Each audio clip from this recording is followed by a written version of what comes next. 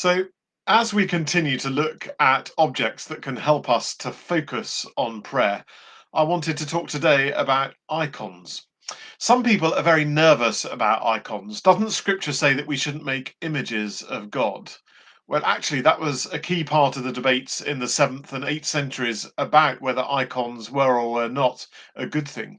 And those who defended icons were very clear about that. In fact, they were so clear that they weren't in favour of statues for that very reason.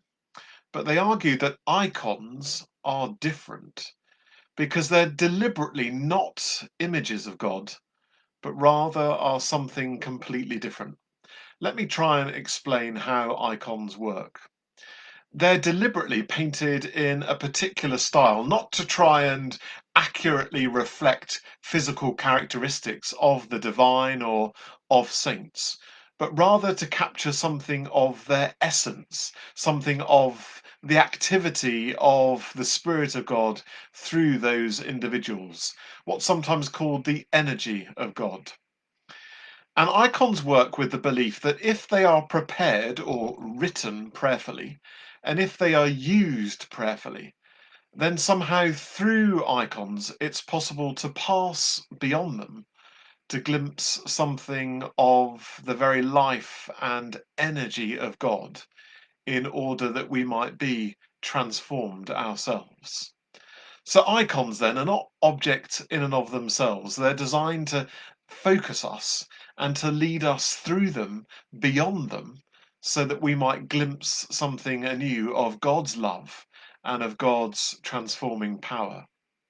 Icons use color and shape and lines and circles in all kinds of ways in order to focus us, to draw us in and to draw us through themselves so that we might encounter something of God's activity. When they depict saints, we're reminded that the same spirit that was at work through those saints is able to work through us in order to change the world. And the prayer of the writer of an icon is that those who read it, those who look at it, those who use it in prayer might be touched and transformed by that same spirit. And when icons depict something of the life of God itself, like this icon, the Hospitality of Abraham by Rublev, which is traditionally understood also to be an image of the Trinity, it's not supposed to show us, well, this is what the Trinity looks like. No, it's supposed to capture something of the life of God, the relationships within God, and to draw us into that life so that we pass through the actual image and instead encounter something of the very life of God itself. For some people, that just doesn't work at all. But for others, it's a deep and profound way of praying, to be drawn through an image and through it to encounter something of the life and love of God. So, see how you get on. Use icons. Know that they're offered prayerfully.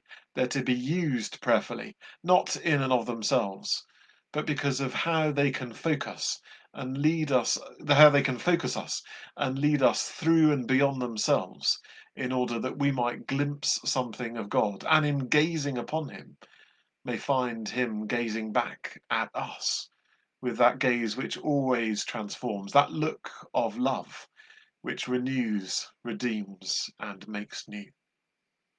Icons, I commend them to you.